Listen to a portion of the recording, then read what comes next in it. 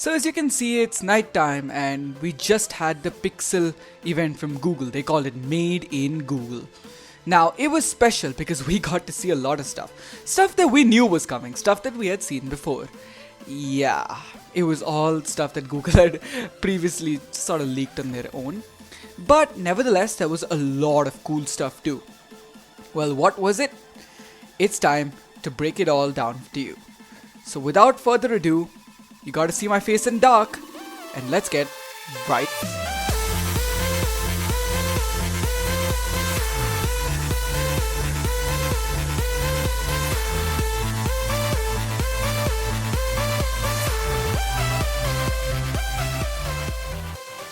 Alright, so first up is the Pixel 7 and 7 Pro. Now, let's start off by two things. A, these were the most leaked phones ever. It's so hilarious to see how Google just leaks their phones before launch. They just like showed the design way back in summer at Google I/O. It's kind of funny. And B, it's also funny how many jabs Google took at Apple. If you look at my Twitter, you'll see this. Google took quite a few of them. They talked about how they were before Apple. They never took their name, but of course we all know. At always on displays and crash detection, and how Apple just does not include RCS, which is kind of funny. They also talked about how the phone is cheap. It's $600 for the Pixel 7, and they quoted Apple's $799 price. So it's really funny how Google's just taking jabs at Apple. That aside, though, design's pretty good. We got an aluminum and glass sandwich. It's just like last year. It's a good refinement over from last year with an aluminum ring around the camera, which is rather cool. I like that, that's there. And that's basically all there is to say about design, because most of it comes in other areas. What other areas? Well, Tensor G2. It's the same core design as last year for the Tensor G2 compared to the Tensor G1. So performance will be among the same compared to last year, which is, it's okay.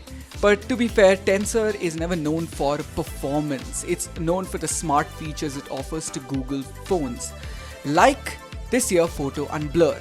With its new cores for artificial intelligence and TPU, we actually got to see some cool photo unblur things where these phones could actually unblur pictures that are in Google Photos and were taken on other phones long back. It's pretty neat because if I take a picture from another phone, I can just go back to a Pixel and unblur it.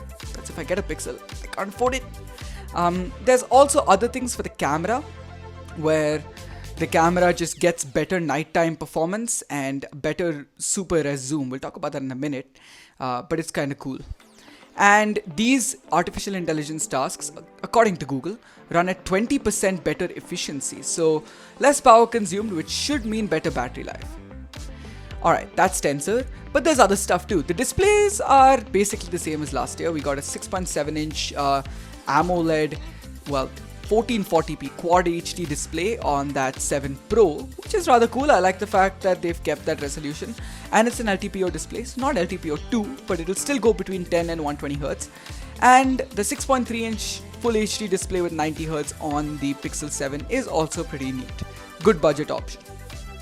But, well, we gotta talk about the cameras, right? Because the cameras are what makes a Pixel. And there's a lot to talk about. First of all, the Pixel 7 Pro gets a new 5 times optical zoom lens. But really, that's not what we want to talk about zoom, because Google's redone its entire super res zoom with its Pixel devices. It's really cool. So what they do is when you go to say 2x zoom, it takes the 12 megapixel image at full res because it crops into the 50 megapixel main camera, which remains the same, by the way, compared to last year. But then what it does is it runs its entire suite of editing that it would do for a normal image. It's AI processing that it would do for a one-time zoom image to sort of denoise the entire image when you get to 2x zoom. Because when you get to 2x zoom, you start to introduce noise from the smaller pixels. So it denoises the image and produces a full-fat 12.5 megapixel output. What does that mean for you? Well, it means that 2x zoom or anywhere zoom between 1 times and 5 times will be great. But according to Google, zoom at 10 times uses the same algorithm too. So according to them, even 10x zoom should be quite cool. And honestly, the images that they showed at the event looked rather compelling, I gotta say.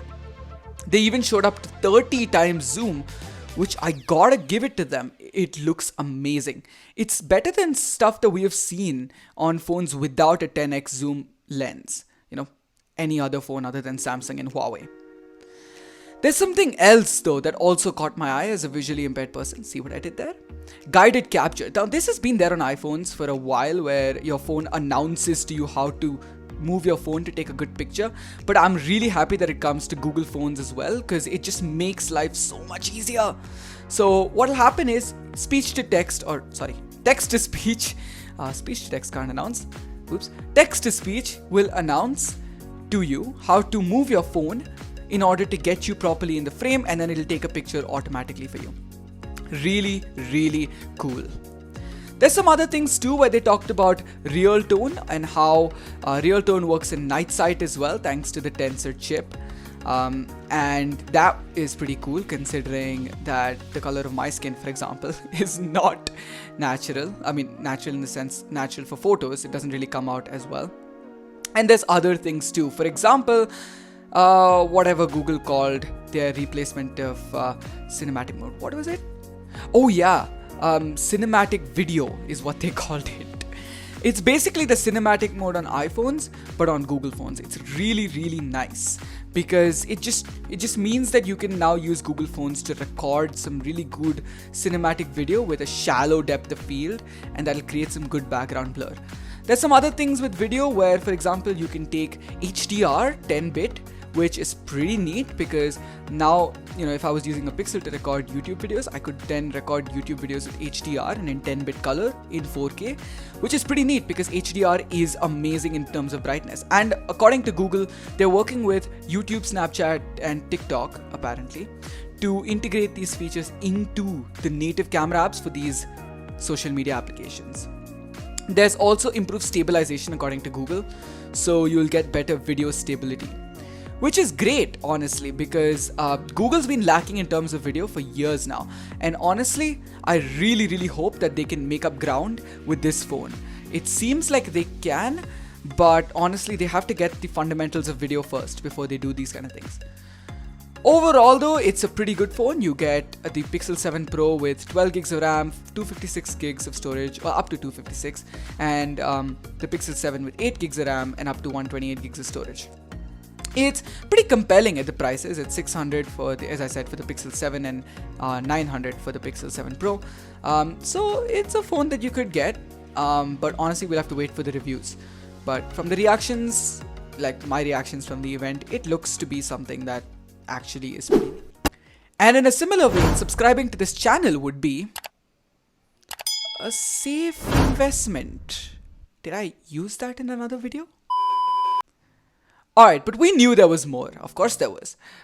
The Pixel Watch. Yeah, this was also leaked in the I/O event by Google. Do we call this leaks, or do we call this something else? Whatever. The Pixel Watch it's a pretty good watch. And it looks rather cool. It's like a curved dome circular shape with stainless steel and glass. If you guys know me, you'll know I love stainless steel. Stainless steel is a material I just absolutely adore. You get it in black, silver, and gold, apparently. So that's pretty cool.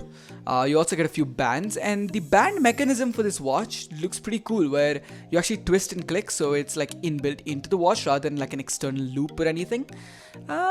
I'll have to see how that wears over time, because I wonder what if you like twist a hinge or a pin on the band. What happens then? Do you just not, have the capabilities to put the band on? But we'll see. The watch also just uses things that are safe. For example, it uses Fitbit's fitness engine, which, let's face it, is the best that you can get around.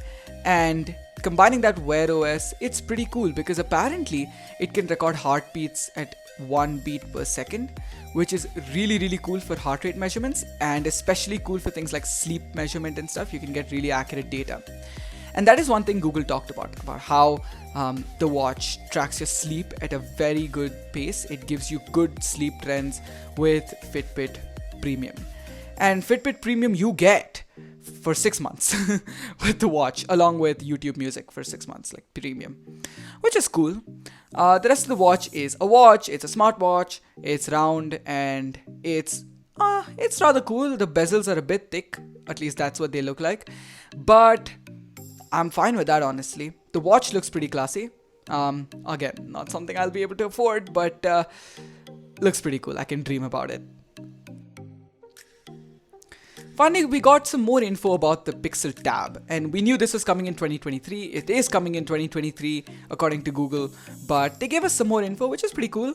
The most notable one is the sort of docking station that they give you with the tab. It's like a tab docking thing where the tab charges, and also there's a speaker in the dock to use like Google Assistant and stuff.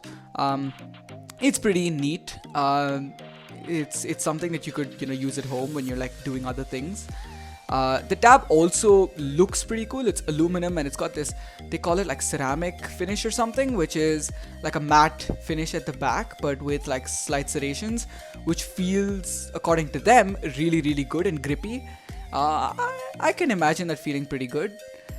And they also talked about how the tab would be able to, use Google Assistant and be an Android tablet. So that's basically about the tab. I refuse to spend more than 5 more seconds on this tab. Google ended this presentation with, just some more information on how these devices work together, which is honestly rather cool. I mean, the fact that you can use your watch to take a picture from your phone, use your watch as a remote for your phone's camera, that'll mean really cool things for selfie cams. And honestly, if you're recording videos using your phone like I am doing here, it would also mean really cool things, because then suddenly you don't really have to bend over like this, I'm out of frame, and click the button on the camera to start. If you're just sitting in one place, you can just click it on your watch and do things. I like that. It sounds pretty cool. And honestly, that's one thing that Google always gets right. The ecosystem in terms of how do you use devices smartly with each other.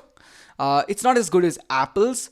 Why are we talking about Apple so much in this video? Anyway, it's not as good as Apple's, but it's pretty good. Honestly, the way Google smartly does things with AI and machine learning is really, really dope. So in the end, it's a pretty cool Google event. It's pretty incremental over everything that we had last year for the Pixels, like the phones. And the watch is something that is rather cool. We'll have to see how well it turns out. It could actually be a really safe Android investment from Google. And the tab, well, I refuse to say anything about it until 2023. But what did you guys think? Did you guys think that this was an interesting event? Would you guys like more coverage on such an event, or like more coverage on these devices? Let me know in the comments down below. Alright guys, this is Phoenix signing off. It's pretty late, so I gotta go send this to my editor and actually do some editing myself. So I'll see you in the next one.